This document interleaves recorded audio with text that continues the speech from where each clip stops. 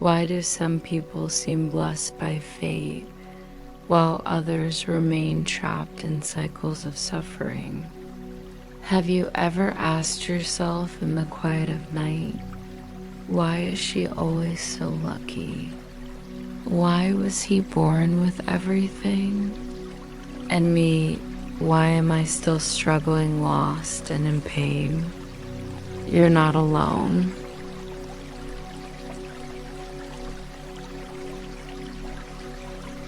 In countless silent nights, countless souls have whispered, what did I do wrong? Why is life so unfair? But today, I invite you to step into a higher perspective, a dimension beyond time, beyond the body, beyond logic.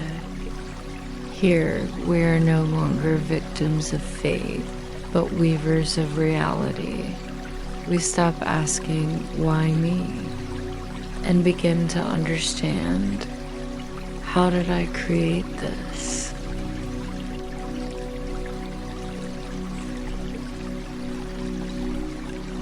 So, who am I?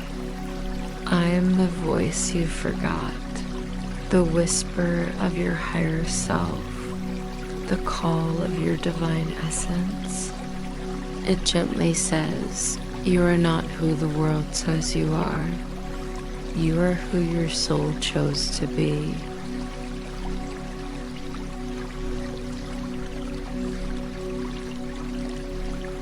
But is that choice truly free? Was it built on worldly beliefs? And are those beliefs rooted in truth? Not every belief is worth inheriting. Some are echoes of fear. Some are the absence of love.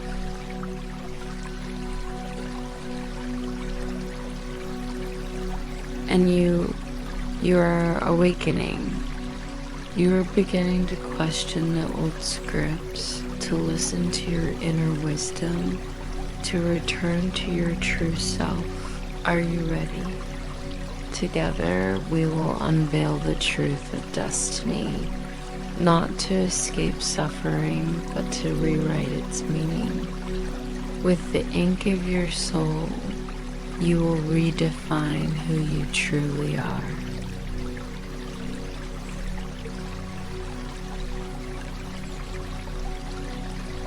Chapter 1.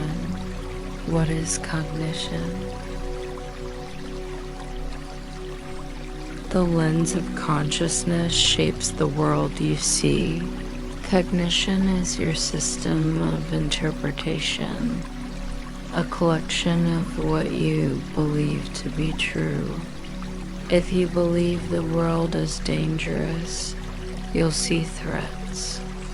If you believe you're not good enough, you'll attract shame. If you believe fate cannot be changed, you'll live in cycles. But all of it is a projection of cognition, not the essence of reality.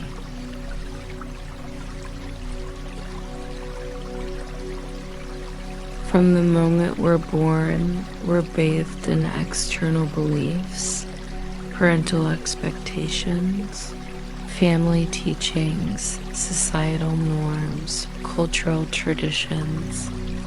These beliefs flow like rivers, constantly reshaping the shores of our inner world. Different beliefs lead to different emotions, different outcomes. But on this passive journey, we learn to obey, to conform, to stay silent. And so we forget the truest voice, the whisper of our higher self, the call of our divine nature. That voice has always said, divine whisper, gentle yet firm. You think you're suffering, but you're misunderstanding. You're not being punished by the world. You're trapped by your own beliefs. I never condemned you. I've only been waiting for you to awaken.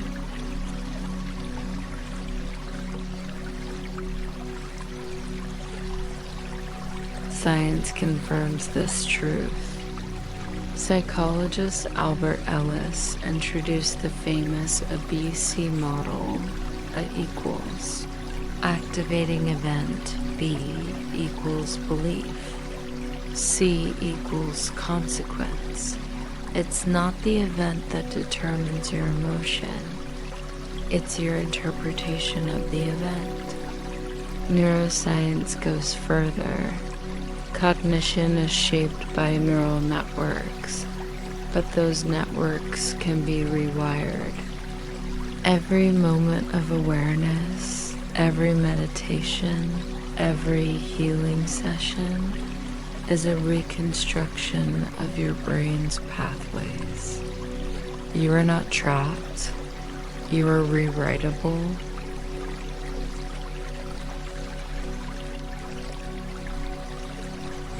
Philosophy offers deeper wisdom. Buddhism speaks of emptiness, reminding us the world has no fixed meaning. We assign meaning to it. Taoism teaches Wu Wei, non-interference, non-judgment, non-attachment, the path back to source. Western psychology speaks of belief systems, the frameworks that shape how we see ourselves and the world. Cognitive bias, selective attention, subconscious programming, these scientific terms are simply modern translations of ancient truths. They all say the same thing. How you perceive the world is how the world responds to you.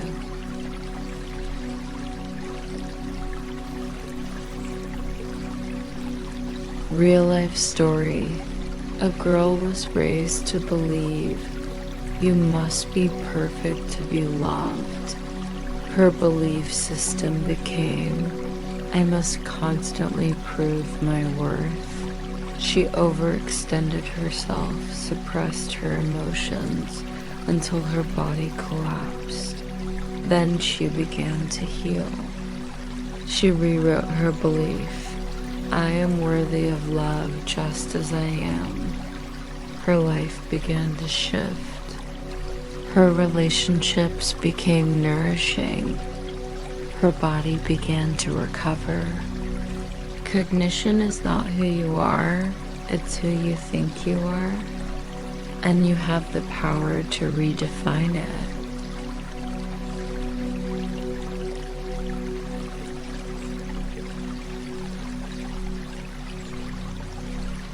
Chapter 2, Causality. Every thought is a seed of destiny. Causality is not punishment nor reward. It is the natural echo of energy, the gentlest response from the universe. What you believe to be real, the universe reflects back as reality.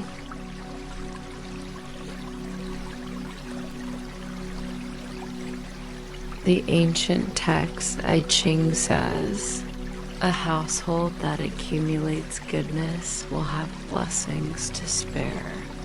This is not moral preaching, it is the law of energy. When you sow kindness, kindness blooms quietly in some corner of your life. When you sow fear, fear echoes silently in moments you least expect.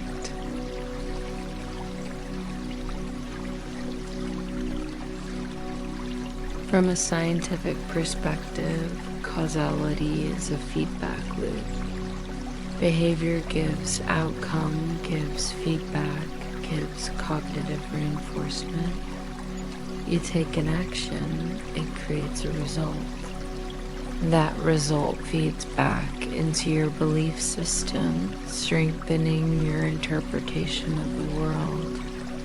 And so you become more convinced of your truth and repeat the same actions again. This is why so many people say, I keep running into the same problems. It's not fate punishing you, it's the echo of your cognition repeating itself.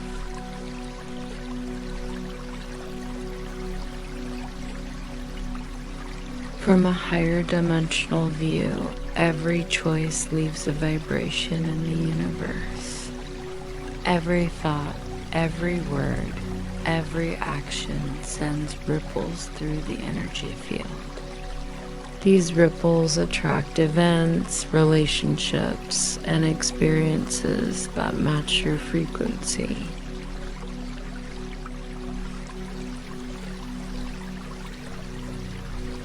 Real life story.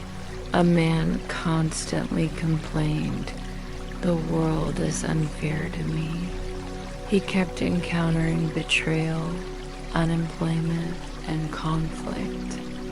He believed it was fate punishing him.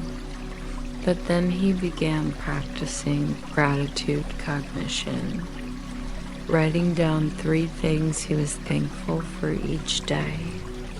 His energy began to shift. Supportive people entered his life. His career revived. His health began to recover. This wasn't a miracle. It was the echo of causality changing.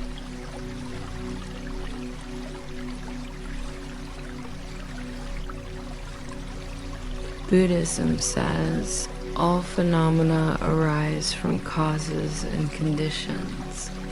Every thought is a cause. It attracts countless conditions and eventually forms a result.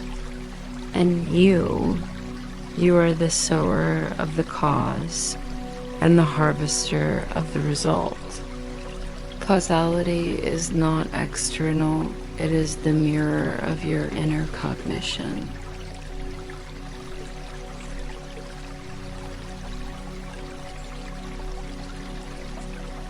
Chapter 3. Destiny. The fusion of cognition and causality. Destiny is not a predetermined script. It is the sum of your cognition, behavior, and energy. It is not punishment written in the stars. It is the echo of every choice you make.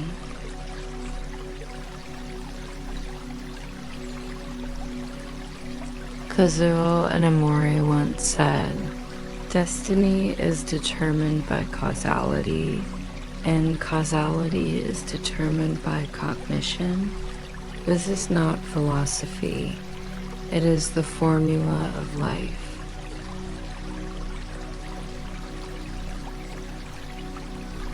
What you believe, you choose. What you choose, you act upon. What you act upon, you send into the universe, and the universe responds with a destiny that matches your vibration. Destiny is not an external arrangement, it is an internal architecture.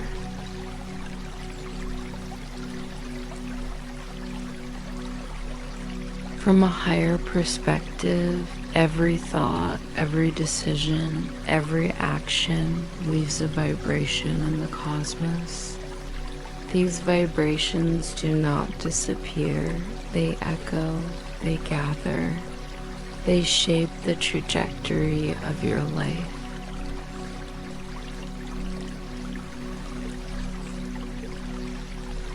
We can understand destiny in 3 frequencies. Passive destiny, the frequency of the victim. This is the most familiar form of destiny. People believe they are powerless, hopeless, unworthy. They say, "I can't help it. This is just fate.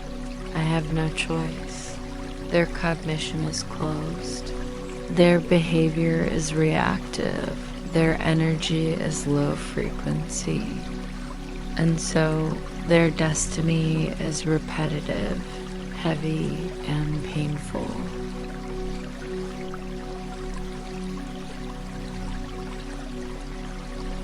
Active destiny, the frequency of the Creator. This is the beginning of awakening. People realize they have a choice.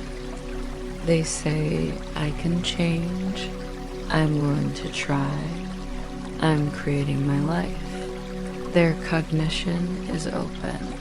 Their behavior is intentional. Their energy begins to flow. Destiny starts to shift. Cracks appear and light begins to enter.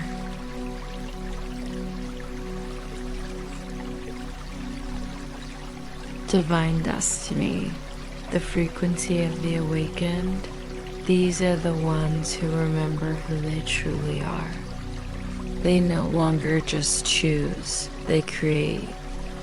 They say, I am light, I am a divine extension, I am a miracle.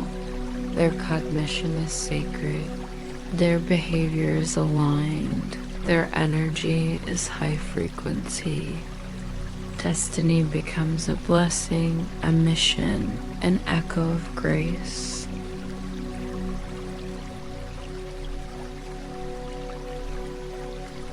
Real life story. A woman grew up in abuse, poverty, and shame. But one day, she heard a single sentence.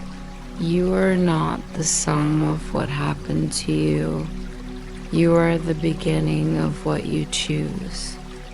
She began to study, to heal, to awaken. 10 years later, she became a globally renowned healing teacher, helping thousands emerge from darkness. Her destiny was not a miracle. It was a shift in cognition, a reconstruction of causality.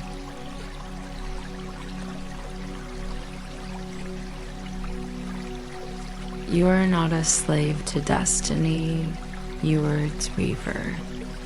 You are not here to suffer, you are here to awaken. You are not predetermined, you are chosen.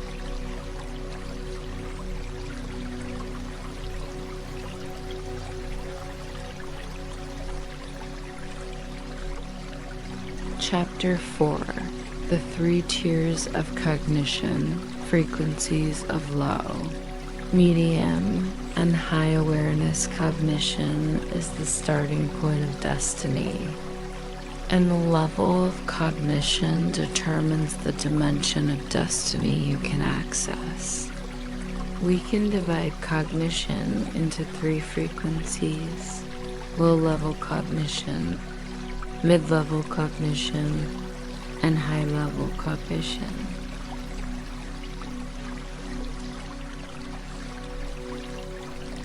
Low-level cognition, the frequency of limitation.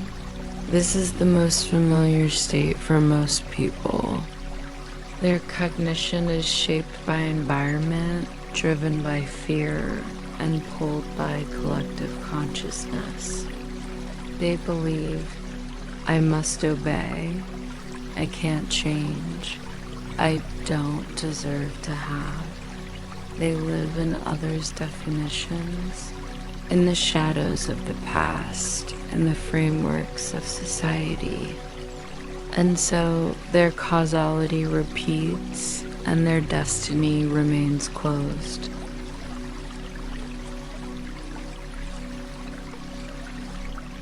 Real life story. A girl was raised with the belief women must endure. Her cognition became, I cannot express myself. She suppressed her emotions and relationships until her body developed chronic illness. She wasn't punished by fate, she was trapped by cognition.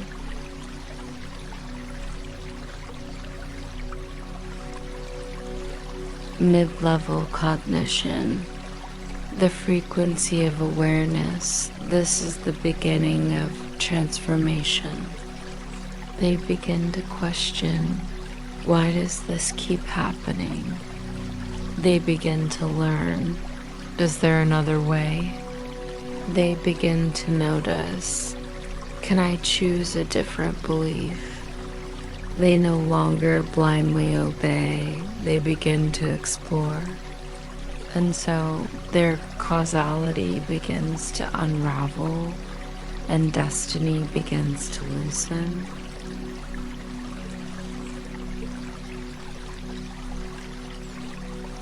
Real life story.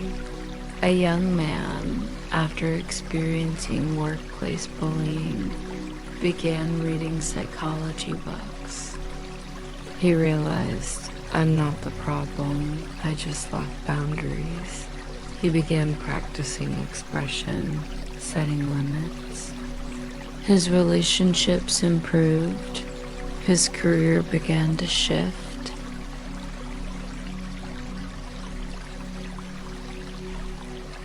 High-level cognition, the frequency of divinity. This is the frequency of awakening.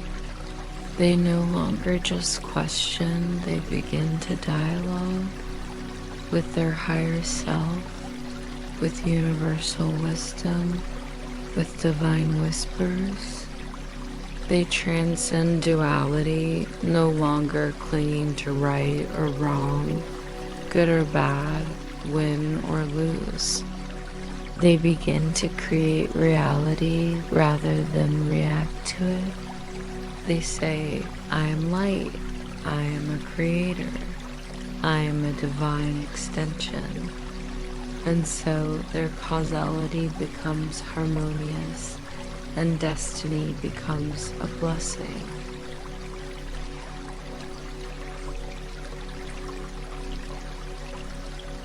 Real life story. A boy was diagnosed at age 5 as unable to walk. Doctors said he will rely on a wheelchair for life, but his mother told him every day, you are light. You are a miracle. You are not limitation, you are a possibility. He began to believe. He began to train. He began to create. 10 years later, he stood on the Paralympic podium as a world champion. His destiny was not a medical verdict. It was a rewiring of cognition, a persistence of behavior, a rise in energy.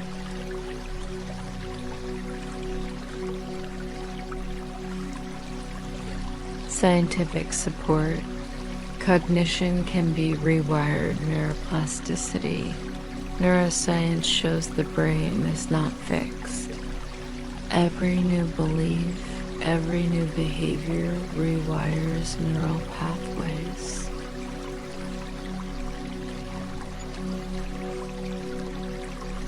Quantum consciousness. Quantum physics reveals that consciousness is not a passive observer. It is a participant. How you perceive the world determines how the world responds. Psychological resilience. Studies show that those who recover from trauma often possess higher cognitive flexibility. They don't just get through it, they rebuild themselves. Cognition is not a spectator of destiny, it is the architect. And you're climbing this ladder of awareness.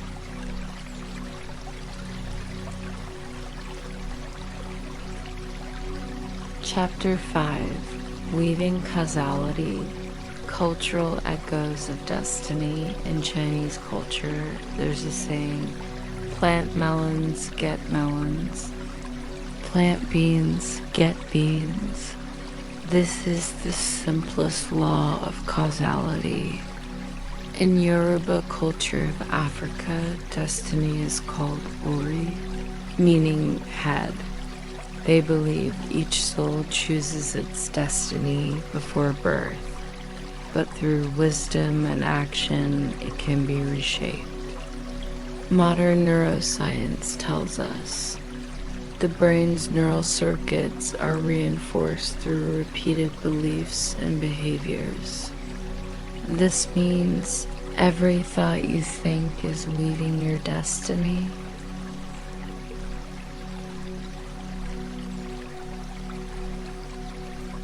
Real life story.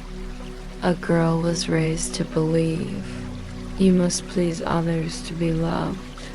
Her causality led her to attract controlling relationships until she began learning boundaries, practicing self-worth. Her causality shifted. She met someone who truly respected her. Her destiny began to turn. Culture teaches us the shape of causality. Science teaches us the mechanism, and you are the weaver.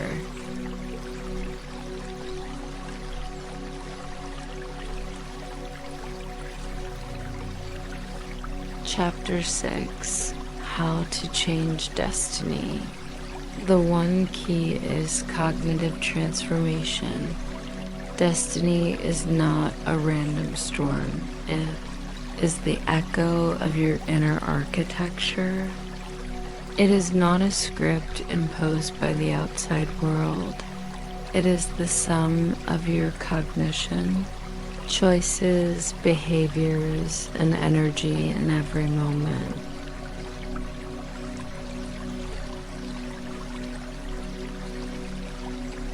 We can simplify the mechanism of destiny into one sacred formula. Cognition gives choice, gives behavior, gives causality, gives destiny. What you believe, you choose. What you choose, you act upon. What you act upon, you trigger in causality. What you experience in causality shapes your destiny. To change your destiny is not to change your luck. It is to change your cognition. You cannot control the external world, but you can choose how you perceive it. And that choice is the beginning of destiny.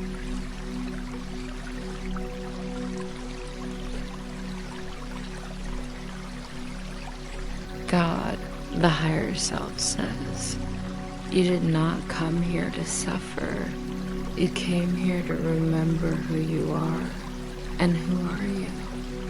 You are an extension of consciousness, a spark of divinity, a creator of destiny.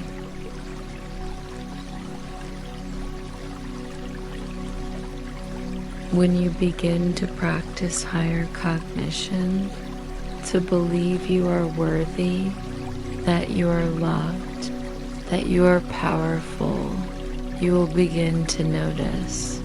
You start attracting people who support you. You begin receiving opportunities for breakthrough. You begin to feel inner peace and joy. This is not magic. It is the rewiring of cognition, the transformation of causality, the rewriting of destiny.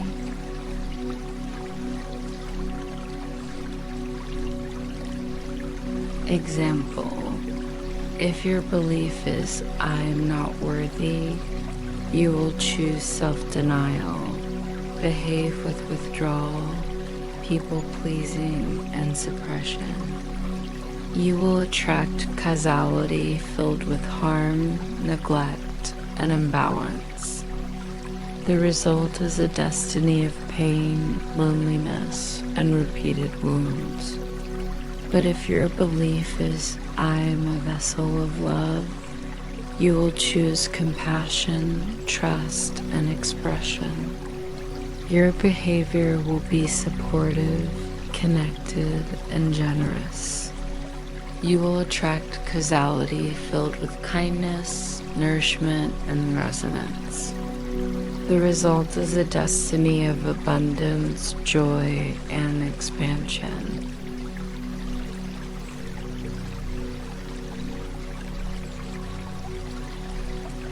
Real life story.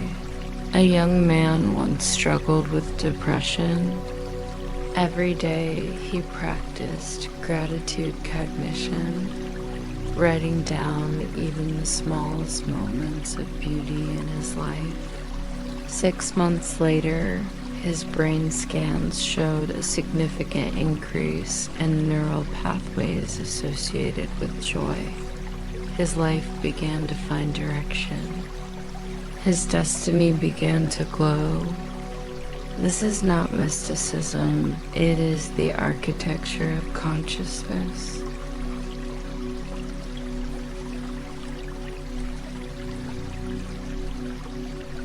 Real life story. An entrepreneur on the brink of bankruptcy fell into deep self-doubt. His belief was, I am a failure. I don't deserve abundance. His behavior became avoidance, anxiety, and emotional shutdown. His causality reflected back, lost clients, broken finances, strained relationships. His destiny was collapsing until one day he began practicing cognitive transformation. He told himself daily, I am worthy of abundance. I am the source of value. I am a channel of the universe. He began choosing trust, acting in support, releasing energy. 6 months later, he attracted an angel investor. Not only did his finances recover, his business entered an entirely new dimension. His destiny was not a miracle. It was the rewiring of cognition.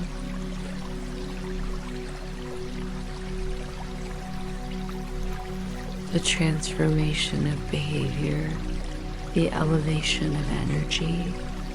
You are not a spectator of destiny, you are its designer. You did not come here to endure, you came here to create. You are not a passive receiver, you are an active resonator.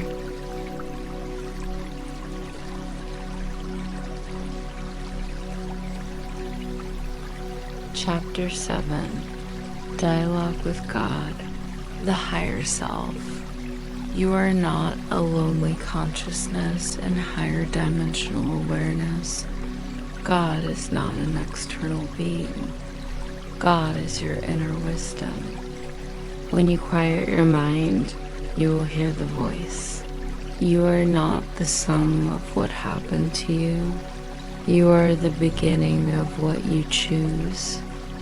You are not a slave to destiny. You are the weaver of it. You did not come here to suffer. You came here to awaken. This is not fantasy. It is your divine essence calling you home.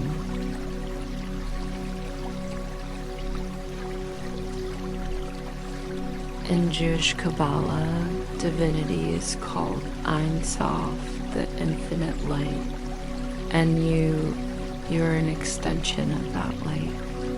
In quantum physics, consciousness is not a spectator, it is a participant. You are not watching destiny unfold, you are creating it. Your dialogue with God is not a plea, it is a remembrance.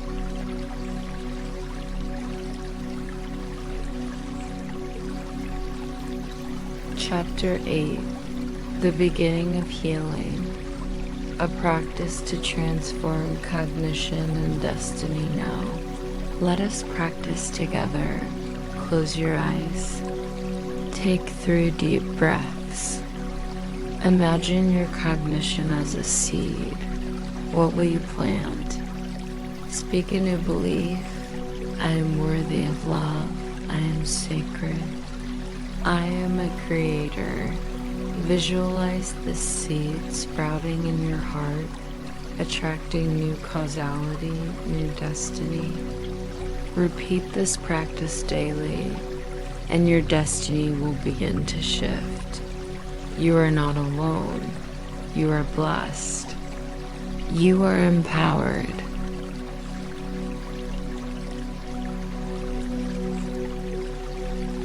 Epilogue. You are the echo of destiny, dear listener. You did not come to this world by accident. You came with a mission. Your cognition is your magic. Your causality is your echo. Your destiny is your creation.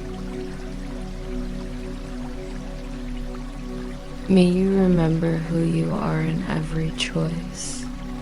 May you plant seeds of light in every thought, and may you hear God whisper to you each night, "You are my most beautiful creation. You are the echo of destiny." If this episode touched you, leave a comment to share your insight. Like to support the light of healing. Subscribe to Awaken together and share this energy with someone who needs it. One click could rewrite someone's destiny.